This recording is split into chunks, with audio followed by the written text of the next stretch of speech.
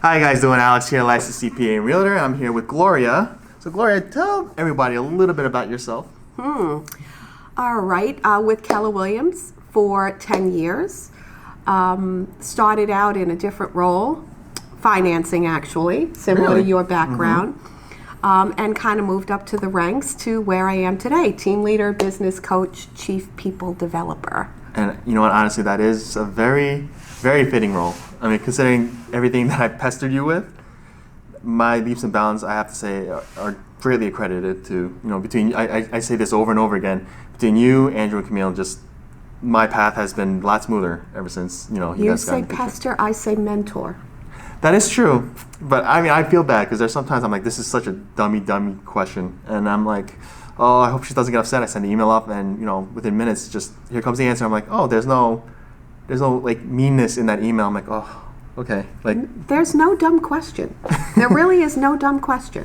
And I'm grateful that you have the mindset, because I mean, you've been in that finance end. There have definitely been people who just like, are you seriously coming in here with that question? Like you're coming here, get out of my office, right? And I haven't had that with you, and I'm really grateful. Well, I appreciate you saying that.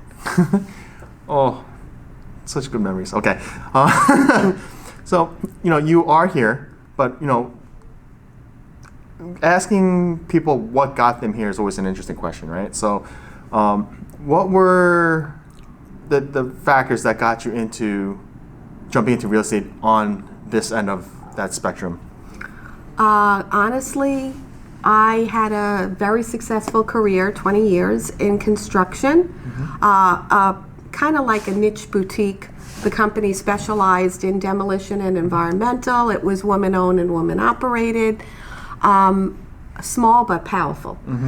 And when I took the leap, what attracted me to Keller Williams was that very same thing. There's over 300 agents in this office, but it doesn't feel that way. Absolutely. It feels more like a family. So for me personally, I was definitely attracted to the culture.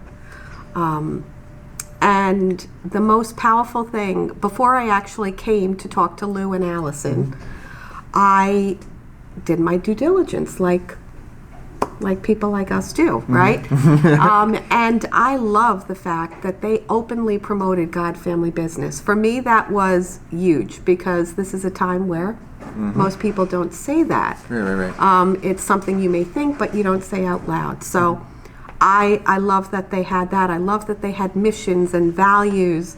And Lou really did sell me on the vision of this company and where it was headed, 10 years ago. Right. So the cultures, cultures generally tend to change, right? But you're saying that actually even before you came in, there was some semblance of we're not cutting each other's throats here? No, absolutely not. It's never been that way in all the years I've been here and long before I got here. I mean, Keller Williams, if you just go down the list and you think about all of the things that our values are, win-win or no deal. Right. And that doesn't just apply to, Keller Williams agents working with each other inside. That's our co-broke motto as well. Right. So teamwork, together, everyone achieves more. Creativity. Right. All of the things, our values establish the way people treat each other in and out of this office. Absolutely. And it's unfortunate, but as I've seen other agents, and not necessarily here, but just as you join different forums, you see some of their mentalities, and I'm like, how does that work for you long term? I don't see the end game here, because I feel like if you have that mentality of me first, and that short term, I need to win now, I can't see a situation where that pays dividends in the long run, right? Listen, whenever there's a shifting market, listing agents obviously have an upper hand because when you have the listing, you kind of control the market a bit. But if you didn't play nice in the sandbox when it was a balanced market, you are going to have trouble getting people to come to your listings if you didn't do the right thing. And honestly, if you are the type of person who typically tries to dual end your transactions, people remember that. People remember when you're offering out 1%. These are things that we don't talk about, but it does in fact affect perception, right? So we encourage our agents to be fair with their compensation structures, and really, you have a fiduciary responsibility to your seller. So do the right thing. Absolutely. That's really all it's about. Absolutely. And we had a discussion with some friends of mine, and they were kind of sitting there, like, well, how often are you actually going to see these fools, right? And I'm like, look, as I look through I like numbers, right? And I like stats, and so when you see almost 90% of agents are done within their 5 years, the people who last, that pool gets really small, right? Exactly. I know it's part of what I teach when I talk about your pathway to your first transaction is never focus on the money. Because if you do everything right, at the end of the day, the money just happens, right? So going in, knowing whether you're representing a seller or a buyer, just doing the right thing by them, having a fiduciary responsibility to whoever you're representing is going to bring you the results, right? And years ago, nobody really they didn't do that, because how could you really have both interests, right? Right. So I think that just doing the right thing, being open and honest with your client, and being an open honest with every single person in the transaction is going to get you to the closing table quicker, and people are going to sing your praise, which is going to get you more business. So, half a side of transactions, not that bad when it leads to maybe 2-3 other transactions. Right. And I think that's where some people lose sight of things, because they're like, no, I need to close this deal. No, you need to do the right thing. And they're like, well, if that's gonna, I'm leaving money on the table. I get that. And I think it was, I'm pretty sure it was you that said it too. They're like, look, your clients come first, and when you put your clients first, you're gonna be first, right? And it was along those lines. And when I thought about that, you see some people like, oh, this person's only giving out whatever percentage. I'm like, look at your cut later. Yeah, exactly. Right? Look at your cut later, because honestly, does that really, whatever few percentage point different it is, does that really matter long term? Because if you close this deal, you do well, let's say, you tell them like, hey, do me a favor, at the end of the day, I work off of referrals, right? So if you do like my service, just, do me a favor. If something comes to mind, just give me a call. And that's the other thing. I mean, there are going to be people that give out less compensation. You still have a responsibility to your buyer to show them. And at the end of the day, whatever your buyer decides is up to the buyer. Absolutely. You can always approach the buyer and say, listen, typically I look for compensation at such and such percent. Would you be willing to contribute? Right? I mean, but that's a challenge in today's market with the amount of people giving out discounted percentages on the buyer side. And it's tricky. I mean, there's the new whole disclosing the buyer's compensation, which let's not open that today, right? Because that's a whole can of worms that, I mean, that's going to be interesting how that pans out. Rebney, Brooklyn MLS, Staten Island Board of Realtors, they've been practicing that for years. Well, as long as I've been with Keller Williams. So this isn't a new concept. It just kind of lets everyone know who's playing fair. And I mean, I think there's always that argument of like who's paying, right? And for me, it's just one of those things of it comes out of the transaction, right? But if you're really going to nitpick those particular things, in terms of long term, I have yet to meet a person who will think back 5-10 years of like, damn, that commission, like that really screwed me. No, if you got what you were looking for, right? Even if you didn't, more times than not, it's everything else that becomes an issue, not the percentage that you paid on that. And so it's strange to me. Hey, every transaction, regardless of what the commission is, gets you one step closer to your goals, gets you one step closer to the wealth building that we want you to focus on. Absolutely. So don't focus on the money. That happens. That comes. So what, you could have just as easily come into this office and decided, hey, you know what, I'll just do my agent thing and, maybe even build my wealth on the side. But you decided that you were going to come in and take a leadership role, which, side note, amazing decision. If I could be selfish for a moment, right? But what kind of led you to say, hey, look, you know what? I want to sit in that top seat because I can give everyone here that value. Listen, you've been to how many of my training sessions, how many of my team meetings? I end every single meeting with, you are loved and appreciated. And I say those words for a reason because, you know, people are like, oh, well, you could be selling real estate or doing referrals or doing this, yet you choose not to compete with your agents and to collect a salary for doing what you do. It is financially rewarding. It is emotionally rewarding. I mean, every single time I see an agent get into production, wow. I mean, I can't even tell you the feeling. I have an agent who's been with us probably less than 2 months who had her first closing yesterday. Nice. Came from another company where training wasn't offered as to the point that this company offers.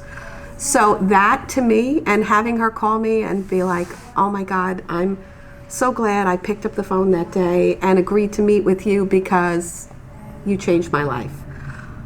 How is that not going to make you feel like getting up the next day and going into work and doing it again? Absolutely. I mean, not that I've seen, you know, I think that's the other recurring thing, not that I've seen like all the agents in the office, but I kind of made it a point to kind of leave an open door towards, you know, if I have certain things on my desk, if you guys want it, come get it, right? Provide that you guys take those steps. And I've had the fortunate thing of meeting agents as they come, for instance, open houses. For me, it's more the merrier, right? Right. And there's more than enough to go around. But as I sit with them and we start spitballing different ideas of whatever, that light bulb moment is what like brings me so much joy. You know, as we talk through things and like, did you consider X, Y, and Z? And they're like, what? You can do that? And you see like the gears start turning. I'm like, there you go. That's culture in action right there. But you curated that, right? I mean, granted, you know, thankfully you weren't handed, you know, a can of worms, but I have seen cultures go from amazing to straight garbage, right? And the fact that it's gotten, I mean, I don't know what it was 10 years ago, but at the very least, what I could see from the other agents, you know, that theme is recurring, right? There's no animosity here. There's no toxicity here. If you are toxic, you will be shown the door, right, with a very heavy boot right behind it. So it's very easy for people to slip into complacency and be like, you know what, but he brings in like $50 million. You know what, just do me a favor, just ease it up. But they never, like, no, with you, it's very simple. You're welcome to, you know, you are your own business, so we're not going to tell you what to do. However, if you start acting out and start messing with what we have going here, there's a door. Listen, we're asking you to do the right thing, right? Whether it's culturally, definitely ethically, right? I mean, there are lots of people that don't do that, and I'm the one who fields those calls when an agent is having an issue, right? Just do the right thing. And you know what? It is, like I said, so rewarding. And me, just walking around this office, I personally feed off of the energy of other people. So when I see other people lead generating at a very high level, calling their sphere of influences, wishing them a happy holiday, it makes me want to get on the phone and reach out to people and just say, hey, how's life going? You know, this is not a call about me being with Keller Williams and you being with Tom Smith Realty. This is, how's it going? How's your business? What can I do this holiday season to make your life a little easier, right? It gives me the motivation to do that, and I feed off of the people around here. So, and I've seen like such growth. I mean, even our top agent, to see her business grow by $250,000 in 1 year, you know, to literally be the definition of a millionaire real estate agent. And she's calling me to thank me. I'm like, wait a minute, I'm calling to thank you. Right. So, but there's that mindset piece again, right? I have yet to meet someone successful, and when I mean successful, you're killing it in whatever it is that they're doing, plus they're happy. I've never seen yet someone who hit those two benchmarks and we're not grateful, period, right? And, you know, there are always going to be those people, no, I did this was my thing, y'all just were, whatever y'all did, usually there's, those people tend to be miserable. Like when the camera's off, they're like, you know, this scumbag, that scumbag, I'm like, you do realize these are the people who got you here, right? Exactly. You don't have to give them your $1 million, but I mean, does it kill you to give you a little bit of credit? You know, but the people who do well are happy, are thriving. It's that doesn't seem to ever change, right? So I think it's the same agent we were thinking about. She is a beast. She's a beast. She's a beast. Over 95 listings this year. She is definitely a beast, and she's not the only beast. I mean, we've just look around the talent in this office. It's just, honestly, I'm blessed, and I make sure they know it every single day. Well, you've definitely nurtured that field, and so I'm super grateful because I don't know if I mentioned it during our interview when we first started shopping around.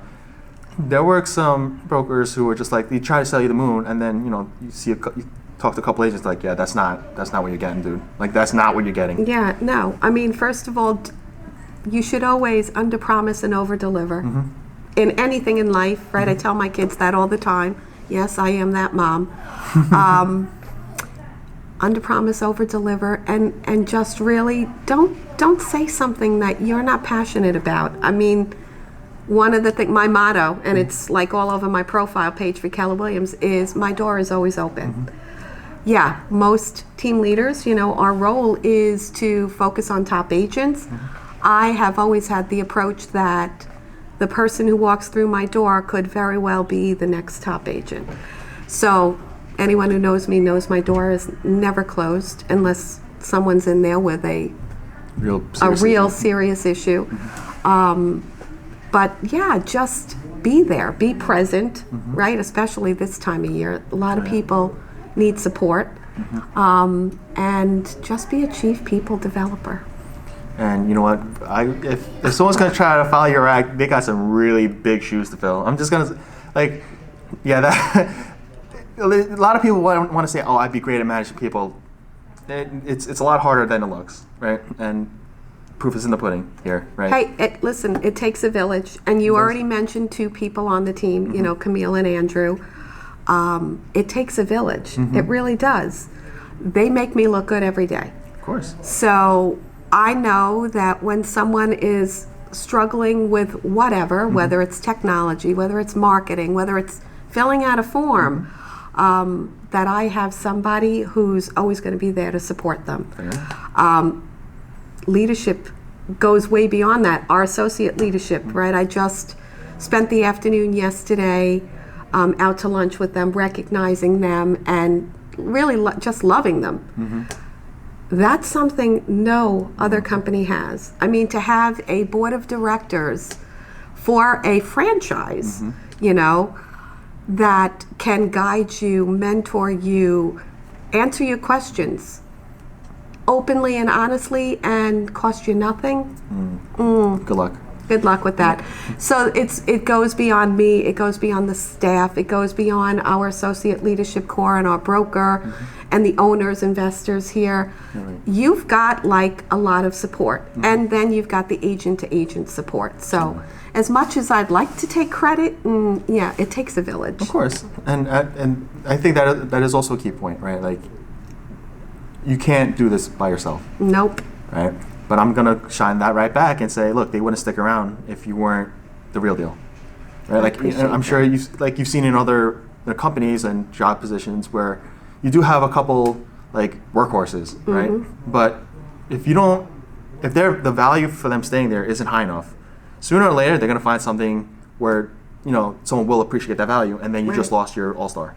Right. And the good thing with this company is there's always a path, right? So, you know, if one of them decides they want to be an agent service coordinator or an assistant team leader or a team leader or a productivity coach or an investor in a market center, I want to support them. Okay. So where they are at now, I want them to grow. I mean, ultimately, the goal is to see them grow wealth and to grow within the organization as well. So appreciating what they're doing now and loving on them for that, but also getting them to understand that if they want growth, I'm okay with that too. And I'm here to support them in getting there and help them with the timeline or whatever. That works. So, I mean, I'm sure, especially over this past year, you've had everyone and their cousins deciding they're going to be an agent. And obviously, I mean, it's an unfortunate thing, maybe, right? But at the end of the day, it's just, did you do due diligence to see what you're getting into? With that said, is there, are there some key differences that you have kind of in mind where, between, say, a high-performing agent and ones that are going to burn out within the next year or two? I would say engagement, being learning-based, and you've interviewed with me, so what do I say? If you're not going to do the activities, please don't invest the time or the money in real estate. And really, your activities are simple: lead generate, lead follow up, role play with somebody on a high level, be coachable, be learning based, be accountable, right? And we have an entire team of people that's going to help you do that. So when I meet with an agent, I do two things. I let them know that if they don't do these activities, that a year from now, they may blame me for their failure, but they're not going to be successful. But if you do the activities, I promise you will get into production, because like you said, there is really enough work for everybody. I also go over the monetary things they need to know about this business. One transaction, especially in the areas we service, gets you a hell of a lot of return on investment. So, do those things. Even if you do this part-time, figure out a time block schedule that works for you and do the activities. Lead generate 2 to 3 hours a day. Follow up. And figure out what works for you. You've taken advantage of social media. I have others that do amazing YouTube and video marketing. Others strictly rely on what we call their sphere of influence for singing their praise, right? Having a core advocate of people. When the world changes back to somewhat of a normal world, there's cold calling expireds and for sale by owners. There's door knocking. There's different ways people get their message out there. You got to do something, right? And have more than one bucket and follow your return to see what's working, what's not working.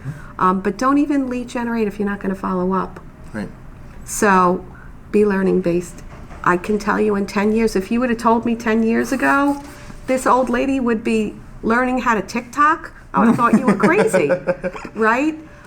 So much has changed, and technology is a major part of that. Absolutely. So it's that basic premise of being a student of the game, right? I mean, when I sit and kind of look at those who are either killing it already or you see incremental increases, there's always the thing of, there are certain things I just had to ditch, right? And some of it were just, it's just a realization of what is producing, what is not. And, if I'm being honest, one of the biggest things that kind of took me away from wanting to be an agent was, oh, Jesus, I have to sit there for hours and hours and cold calling and being cussed out and hung up on. And they're like, there are a lot of things in real estate that will overlap with everything else, right? And basic skill sets are, can you figure out problems, right? And are you going to be the type to just throw up your hands up? I can't do it. No.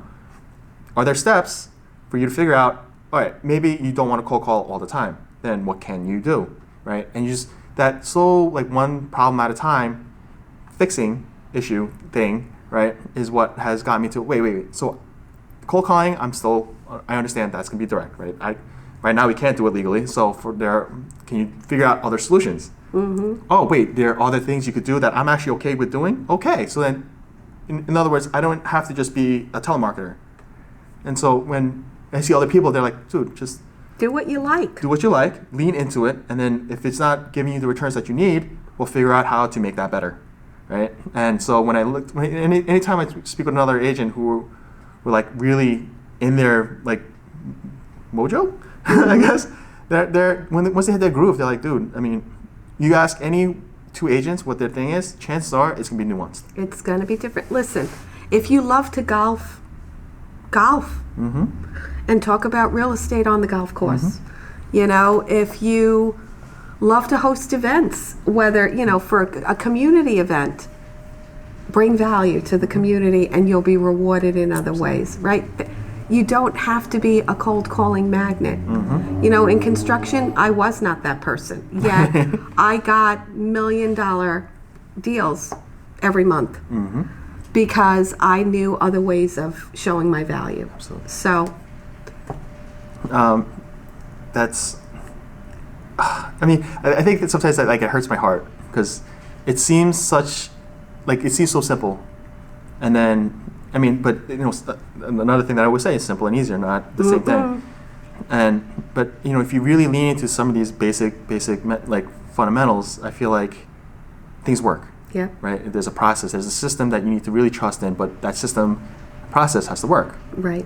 And so I feel like if you don't know and you can't figure it out, find a support system, right? And and a lot of times people are like, oh, well, what do you mean build your team? Like, you don't have to be your employee. Right. Right. Do you have a system in place where you have mentors, you have coaches, you have people who hold you accountable, but have the knowledge base and experience to help you through?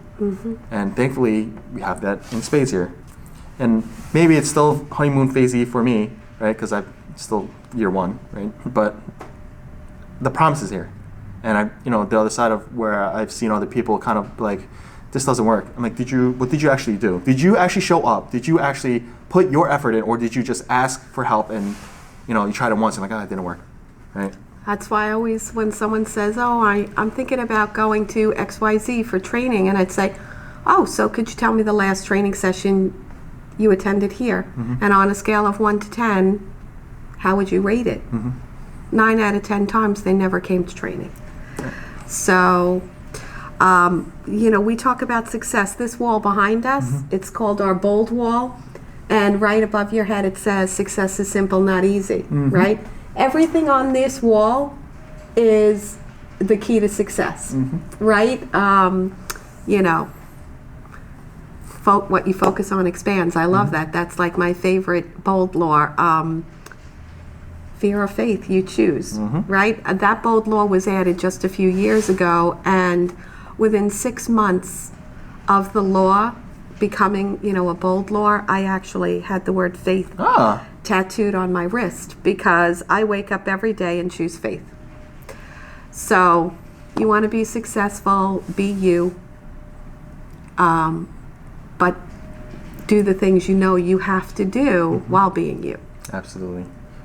So, with that said,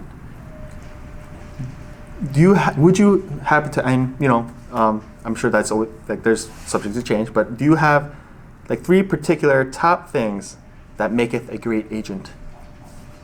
Well, consistency in their lead generation, for sure. I'm thinking about all of the agents that are top agents, but consistency, always be learning based. Don't think that there isn't something you can't learn or you shouldn't learn, because if you're a $50 million producer and you want to be a $100 million producer, sit in a room with $100 million producers. So definitely be learning based.